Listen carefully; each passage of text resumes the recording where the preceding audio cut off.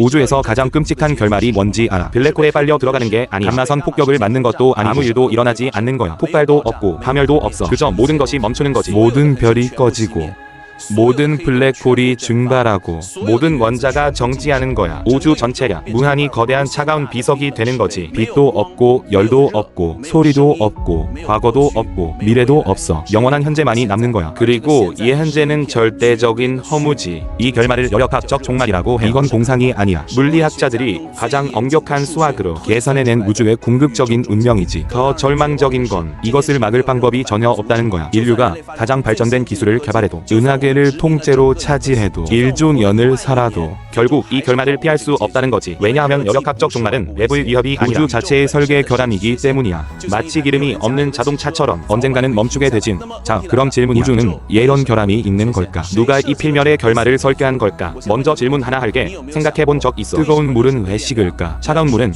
저절로 뜨거워지지 않을까? 아마 이렇게 말하는 거 아니냐? 열은 당연히 봄에서 저온으로 흐른다고. 하지만 왜 그런지는 생각해본 적 있어? 당연히 열이 반대로 흐를 수 없겠어. 물리학자들은 100년 넘게 고민했어. 결론은 불가능한 게 아니라 확률이 너무 낮다는 거야. 얼마나 나뉘냐고. 우주 전체의 수명으로도 기다릴 수 없을 만큼 낮아. 이것이 바로 여력학 제법칙의 본질이야. 불가능하다고 말하는 게 거의 불가능하다고 말하는 거지. 그리고 이거이라는 말을 우주의 사형 선고문과 같아. 계산 하나 해줄게. 상자가 하나 있다고 가정해. 안에는 기체 분자 100개만 있어. 지금은 모든 분자가 상자의 왼쪽 절반에 몰려 있어. 이건 아주 질서정연한 상태지. 만약 칸막이를 제거하면 분자들은 어떻게 움직일까? 마구 돌아다니면서 결국 상자 전체에 균일하게 퍼지게 될 거야. 이건 무질서한 상태지. 자, 질문이야. 이 분자들이 다시 저절로 왼쪽 절반으로 전부 돌아갈 가능성이 이론적으로는 가능해. 분자 운동은 무작위적이니까 어떤 배열이든 나올 확률이 있지. 하지만 그 확률이 얼마일까? 약 2의 100제곱분의 1이야. 즉 역 10의 30제곱초를 기다려. 이런 상황을 볼 수 있다는 거지. 10의 30제곱초는 얼마나 긴 시간이냐? 우주의 나이보다 1조 배나 더 길어. 이건 겨우 100개의 분자일 뿐이야. 실제 기체에는 분자가 얼마나 있을까? 1리터의 공기에는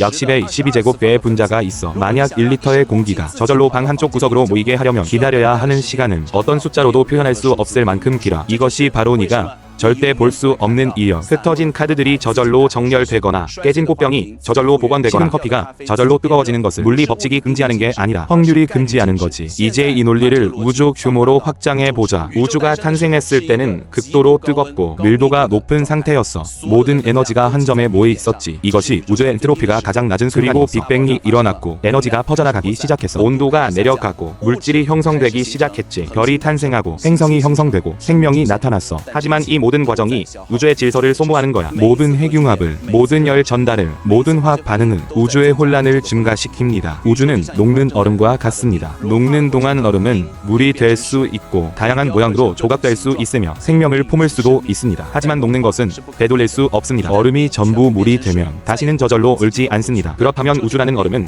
얼마나 더 버틸 수 있을까요? 지금은 우주 탄생 후 138억 년입니다. 지금부터 시작점으로 삼겠습니다. 만년 후에 인류 문명은 여전히 존재하며 멸망했을 수도 있습니다. 하지만 우주는 신경 쓰지 않습니다. 별들은 계속 타오르고 은하들은 계속 회전합니다. 모든 것은 지금과 별반 다르지 않아 보입니다. 100억 년 후 우리 은하와 안드로메다 은하가 충돌합니다. 두 거대한 은하가 서로를 관통하고 중력으로 수많은 별들이 튕겨 나갑니다. 하지만 이것은 파괴가 아니라 재편성입니다. 새로운 조나가 형성됩니다. 1000억 년 후 우주의 팽창으로 모든 먼 별들이 우리의 시야에서 벗어날 것입니다. 만약 그때도 하늘을 관측하는 지적 생명체가 있다면 그들은 우주에 자신들만 존재한다고 생각할 것입니다. 다른 모든 것은 어둠 속으로 사라졌다고. 우주는 야는 섬이 될 것입니다. 10조 년 후에 별들의 원료가 고갈되기 시작하고 수소 구름은 점점 줄어들며 새로운 별의 탄생은 점점 어려워집니다. 우주는 항성의 사막으로 진입합니다. 100경 년 후 마지막 별들이 연소를 마치고 우주는 더 이상 자연적인 광원이 없습니다. 완전한 어둠이 내려앉습니다. 하지만 이것이 끝은 아닙니다. 별들은 죽은 후 잔해를 남깁니다. 어떤 것은 백색 괴성이 되고 어떤 것은 중성자별이 되며 어떤 것은 블랙홀이 됩니다. 이 잔해들은 오랫동안 존재할 것입니다. 10의 37제곱년 후 양성자마저 붕괴하기 시작하고 모든 원자는 분해될 것입니다. 암석,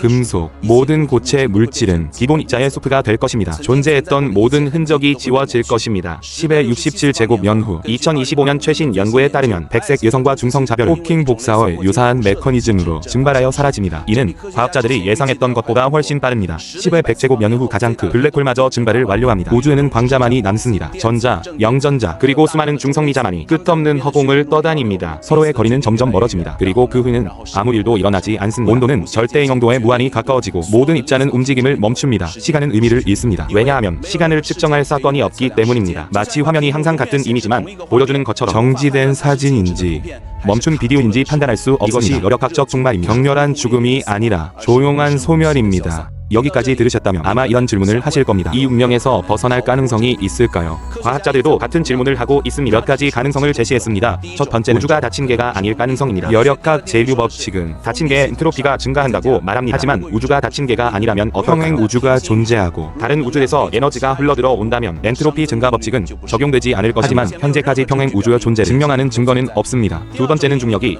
엔트로피 증가를 역전시킬 가능성입니다. 물리학자들은 여력학적 종말 이론은 여력학적 측면만 중력에 영향을 고려하지 않았습니다. 중력은 물질을 모아 질서 있는 구조를 형성합니다. 이러한 질서 있는 구조는 엔트로피 증가에 저항하는 것처럼 보입니다. 또한 중력 시스템은 매우 특별한 안정적인 열평형 상태가 없습니다. 따라서 우주는 진정한 열적 죽음에 영원히 도달하지 못할 수도 있습니다. 하지만 다른 물리학자들은 반박합니다. 구조를 형성하는 중력 과정 또한 실제로 증가시킨다고 말입니다. 우주의 총 엔트로피를 별들이 모이는 동안 방출되는 열은 주변 공간의 혼돈을 증가시킵니다. 따라서 중력은 엔트로피 증가를 실제로 역전시키지 않습니다. 세 번째 가능성은 우주가 다시 시작될 수 있다는 것입니다. 가장 상상력이 풍부한 가능성입니다. 우주가 낮은 엔트로피의 시작점에서 시작했다면 다시 그 상태로 돌아갈 가능성이 있을까요? 물리학에는 정리가 하나 있습니다. 충분히 긴 시간이 지나면 모든 시스템은 초기 상태에 가까운 위치로 돌아간다고 말입니다. 이것을 푼칼의 복귀라고 합니다. 하지만 충분히 길다는 것은 얼마나 긴 시간일까요? 관측 가능한 전체 우주에 대해 이 시간은 박 10의 10의 120제곱년입니다. 이것은 10이며 뒤에 10의 120제곱배의 0이 붙는 숫자입니다. 인간의 언어로는 이 시간의 길이를 더 이상 묘사할 수 없습니다. 따라서 이론적으로 우주는 복귀할 것입니다. 하지만 실제로는 영혼과 다름없습니다. 여기까지 말하자면 매우 절망적으로 느껴질 수 있습니다. 인간이 이렇게 열심히 살아가는데 결국 모든 것이 험으로 돌아간다면 무슨 의미가 있을까요? 하지만 저는 이를 다른 관점에서 보고 우주는 138억 살입니다. 이 138억 년 동안 대부분의 시간 동안 우주는 죽음 득구했습니다. 생명도 없고 사고도 없고 의식도 없었습니다. 그러던 어느 날 은하수 가장자리의 평범한 별력 푸른 작은 행성에서 생각할 수 있는 생명체가 나타났습니다. 이 생명체는 하늘을 올려다보며 우주는 무엇인가? 나는 누구인가? 우주는 것의 끝은 어딘가 묻기 시작했습니다. 자신을 이해할 수 있는 눈을 진화시키는데 138억 년을 보냈습니다. 우리는 우주의 눈입니다. 그러니 다음의 삶이 미니하다고 느껴질 때 당신이 우주의 138억 년 정화의 산물임을 기억하세요. 당신은 엔트로피 법칙이 아직 삼키지 못한 기적입니다. 열적 죽음이 오기 전 가장 찬란한 불꽃입니다. 잘 살아가는 것이 험부에 맞서는 가장 좋은 방법입니다.